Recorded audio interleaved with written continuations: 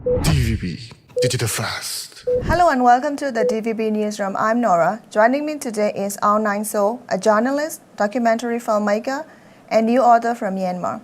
Thank you for being here today. Yeah, thanks for having me in your program.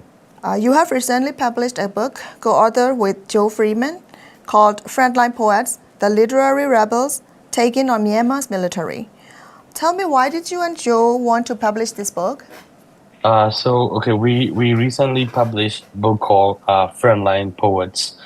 So it's about basically the title itself says, like what is it about, right? Like poets in the front line. But we don't necessarily means like poets at the front line of the resistance or the armed resistance. Or like there are many front lines, in the current crisis situation in Myanmar. So we feature five poets. One of them is Geza, the poet from Monua in central Myanmar. He was killed by the military in March 2021 during the protest in Monua, and we feature Mao Sangka, the founder of BPLA, and also UMA, a poet. An LGBT individual and an activist, who is also part of BBLA, and poet Amon and poet Linka. They wrote poems, books. They founded libraries. They work with migrant communities. They're helping the refugees. They've been themselves also refugees. So it's about them, and of course, like we have interviewed a few other poets, about the background and history of the poetry in Myanmar against those dictators, in different time. And we really like to include more poets in the book, but it was difficult to reach out to them, so that's why it was limited to five of them. But also, the book is not like a very thick book. How do you know Mao Sangka? How long have you known him? So I think we knew each other for like a long time, like more than 10 years, I guess. We first met in 2012. At the time, I was not a journalist. He was a young poet and an activist. I was also an activist. So we were doing some campaigns together. Like at the time, they were like, there was a very high tension in Rakhine, Meitila, Mandalay, about religious conflicts between Muslim and Buddhist community, right? So we were organizing some kind of interfaith coexistence campaign together. So that's how I know Samka, like way long ago, right? And of course, when I became a journalist, I follow him. I met him like on every occasion, even until like quite recently. Yeah. What was the most powerful or surprising story you uncovered while researching for the book? I mean, all the stories, that I mean, not only from the book but also from my career, everything is remarkable, right? Like everything is like super important. They play each role.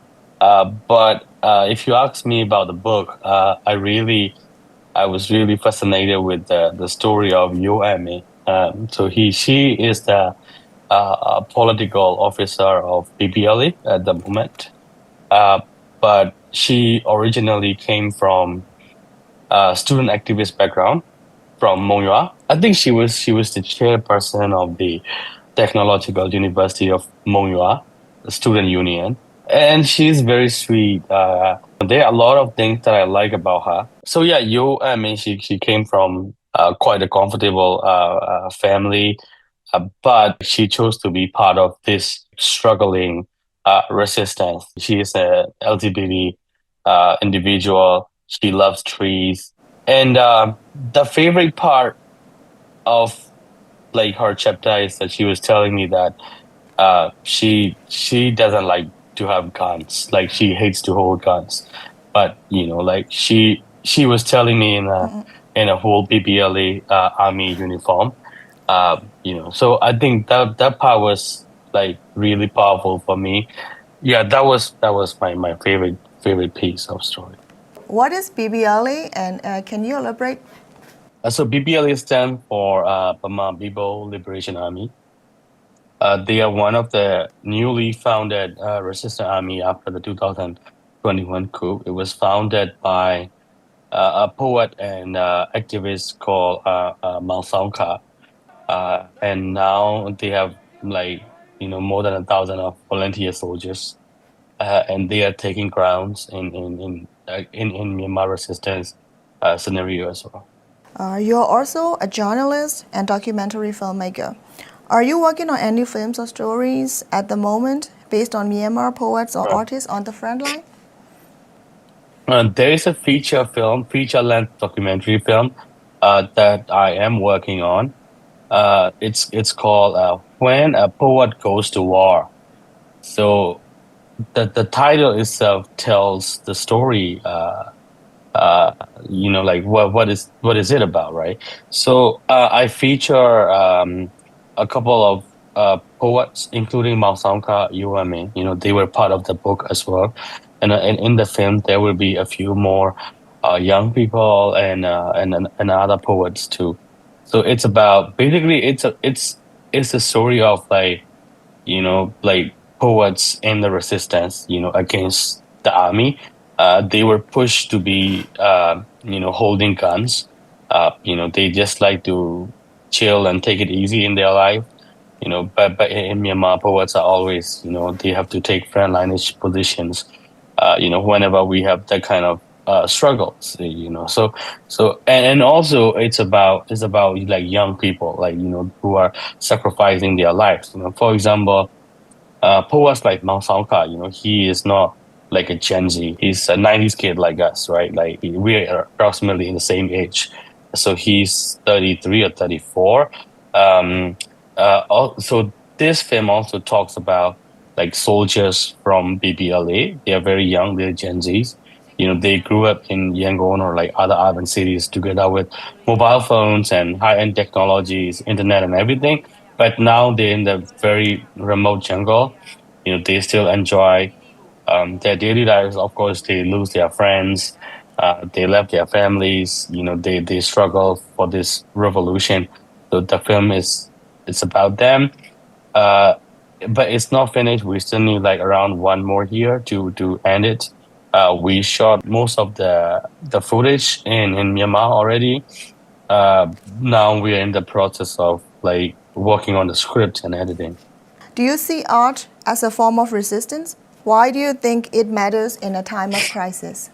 Yeah, I agree that art is a form of resistance, especially in the case of Myanmar, because this country is full of crisis, and people are tired. They are always struggling. Artists always try to like stimulate the society, right, in terms of emotion that later leads to doing something like an action. Art is really important, and it's a form of resistance. It gives feeling, emotion to the people, and then it allows us to like gather to do something actionable, and then hopefully it will bring some change. In other countries, like look at Thailand or like even any other country in the region. So most of their songs are about like party or having a crash, love songs. We grew up with listening a lot of heartbreaking songs, right? Myanmar people suffer a lot for like a long time. We never miss any crisis. And poets, as far as I know, takes a very frontline role. Even like very legendary poets like the King Mine, and then to next later generations like Mount Chonwe, Aung Chain, all these poets, they struggle together with the people, and their poems reflect those struggles of the society. They even ended up their life in a very poor situation. They could create a lot of opportunities, for themselves, but they denied it, and they always stand on the side of the people. So I think poets share those struggles together with the society, and that's really important in shaping the change of this country. You've spent years reporting from Myanmar and its borderlands. What are the biggest challenges you face when covering stories in conflict-affected areas? There are a lot of risks and challenge. We had risks from government and authorities, Thai authorities, Burmese military, even Burmese armed organizations, or like some businessmen, operating along the borderline, So there are a lot of risks. Myanmar journalists are still taking risks. I'm in the US, but when I work in that area for like since the coup, like for 4 years. But I'm very fortunate that I work for foreign publications, so I've got like access to emergency services or like satellite phone, and also they provided me like money and stuff. But there are many of my colleagues, they are like Myanmar journalists. They work for local publications, and most of them they're undocumented. They just traveling with like a single backpack. And they are at heavy risks. They are facing bigger risks than I have. And they are still in those areas. Doing their duties. So there is lack of support, lack of support. Like if something wrong, if something happened, who would evacuate them? Who would take responsibility of them? And some armed organization, on some resistant organization on Myanmar sites, they demanded that journalists should bring identity or press vest, blah blah blah. But it's not idealistic, because if undocumented person traveling with a journalistic badge got stopped at the Thai border, like who would take responsibility? Foreign correspondents are just for temporary. They showed up for like a couple of days and then they left. So local journalists, Burmese journalists, are the one remain in the area for like years and years and take all those risks, and they face a lot of challenges and still without enough support. And also they are facing a lot of, how to say, like emotional stress and trauma. It's like they witness people dying. There is like a big burden of emotion and stress in their mind that is situated for years and years. Since 2021, media freedom in Myanmar has been severely affected or restricted. How has this affected your ability to report and share stories about Myanmar with the world? Let's say something happens in Myanmar. I would grab my camera, get a taxi or take a bus, I would travel to the scene. But after the coup, it's not true anymore. But still, many journalists still remain in the country. There are many restrictions. For example, when the earthquake happened, I was very much angry at myself. I compared that there was an earthquake in Bagan in 2017. I was in Yangon, so we went to Bagan straight away, catch the earliest flight as possible. And then we were there, boom, and we cover it. If something happened, we come back. If there is a trial, we travel, up and down the country. But now it's not like that. The only accessible area in the last 4 years for me is the Thai Myanmar borderline. So after the 2021 coup, I have to choose that. There were many rumors that you are in the list, you have to run, blah blah blah. Regardless of whether I'm in the list or not, I don't want to stay under them. So I decided to leave, and I chose to cover the Thai Myanmar borderline. Because there was a history of people fleeing to that area. I moved to Thailand, and I cover a lot of stories, made quite some extensive amount of documentaries, TV report. I wrote stories, I made photos, and now there's a book, and now there is a feature length film. So those are my very first time. So I've never published a book. I've never directed a feature length film. So yeah. And yeah, then I decided that, okay, I will stay like away from there for a while, and then I'll be in the US for a while. And of course, yeah, at some point, hopefully I'll be back. Can you share an example of a story you could not report due to censorship or threats? I left Myanmar in 2021 April, right? I was in Thailand for a long time, so the censorship didn't really apply to me. And I'm sure that I will not go back to Myanmar. I mean, like officially going back to Myanmar, of course, I went back in there for like several times. So the threats from the Myanmar military doesn't really imply on my professional works. But, of course, they threaten many of my colleagues, many journalists, inside the country, many publications were uh, forced to stop their censorship, or they cannot control my work. Like, no, not entirely, the only risks, if I think about like what kind of risks do I have from Myanmar military, there are like very few risks, one is that, okay, let's say if I'm traveling in Myanmar, with resistant group, there will be airstrikes or like, or ground combat, that's all. Or like maybe like they would like cancel my passport, which they still don't do it, I mean, they don't know like my existence, I have no idea. But, their threats do not really imply, and they can, and I don't allow them to do it. You're known for your use of multimedia storytelling, photos, videos, digital formats. How do you use these tools to educate and inform a global audience about what's happening in Myanmar? 90% of my like, more than a decade long career is a freelancer. In 2017, 2018, 19, those were like, golden age.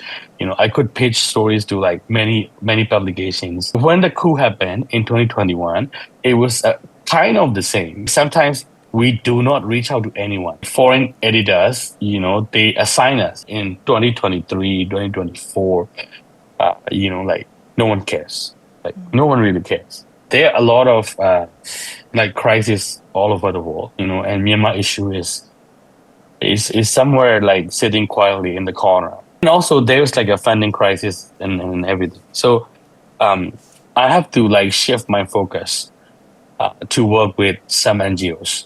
Like, so there are many incredible reports done by NGOs and civil society organizations in Myanmar, but their reports were not delivered to the hand of the public. Like people do not know about it.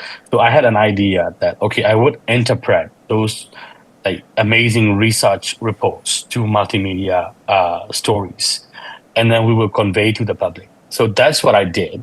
I made documentaries, but in the meantime, of course, I was also working with international outlets, like doing stories for them. But it was not as much as in 2021 or earlier, Oh, also, we have let's say there's an airstrike. So when I try to pitch stories to like foreign publications, there's no new angle. There's the same old angle. Oh, the military do an airstrike on civilians. That's why, children and women were killed. The same shitty angle. There's no new angle. I mean, I cannot be creative to like, report that was really challenging, I would say. So after 2021 and 22, that was like how I shifted my work, like work with NGOs and interpreted their reports into like films and short videos, and also I create graphic contents. I'm not a graphic designer. I don't know Adobe Illustrator, but there are some shortcuts. This is a wall of new technologies. Like there are like Adobe Express or Canva. There's like so many templates. We have so many strong photos from the ground, from my archive. We use those images and interviews from the people, and then we combine and present it to the people. So that's how we utilize it. So basically, multimedia and social media, and then we try to raise a voice of the people in Myanmar, like what's going on, and I try to how to say. I try to share an emotion. Of course, I maintain all the facts and data and everything to be factual and precise. But I try to convey an emotion from the ground to the viewers who are like outside of Myanmar. And because I believe that emotions can bring action.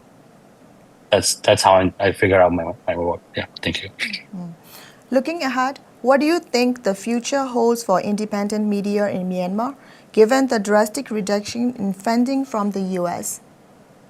Well, I mean, I'm not a media expert, but I mean, I can definitely say that it's not good. You know, many of my friends lost their jobs. We still have a lot of stories to tell, but you know, the resources were not only the funding, but all the resources were very limited since before this funding cut. You know, but now there is a funding cut, so it made everything's more difficult. You know, but I don't know what could happen next. But you know, it's kind of like trying to silence our mouth. You know, trying to like shut down our stories. You know, we have a lot of stories. We have a lot of things going on. You know, so it made things more difficult. Are you planning to go back to the front line to share more stories about poets, writers, artists, and Uh, others who fight to overturn the 2021 coup? well, for some personal reasons, I'm not on the ground. I'm now staying away from the ground, so I'm not like doing any stories at the moment, except from the film I mentioned. Sometimes I would do like some small works, but it's not like stories and stuff. Uh, but yeah, at one point, when I'm able to travel, when I will be able to travel, I will be there. That's my place. That's my home. That's where I want to be, and I like to continue telling the stories. I mean, I, I cannot do anything for this revolution to be successful. I'm not like, you know, a politician or I'm not an activist. I'm just a journalist trying to raise the voice of people in the movement or like people who suffer out of the movement.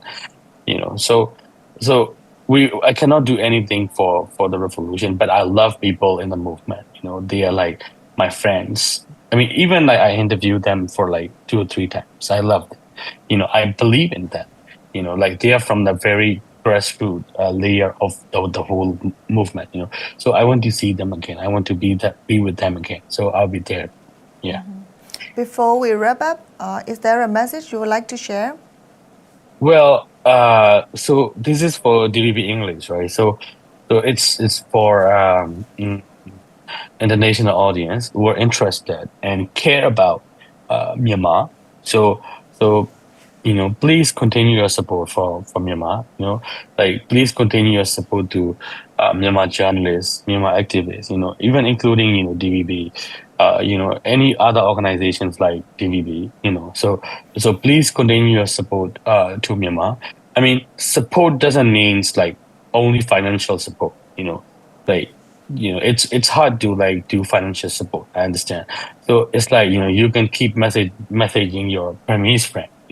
You can just like share the story of like someone from Burma. You can like write a story on Myanmar. Or like you read a story from Myanmar and you share it later. Like there are many things that you can support, like regardless of big or small, but just continue doing that. We will never forget, and we will always be grateful for whatever you are like supporting and helping us. Thank you. Thank you so much for your time. Okay. Thank you. Thank you so much for your time as well. Yeah.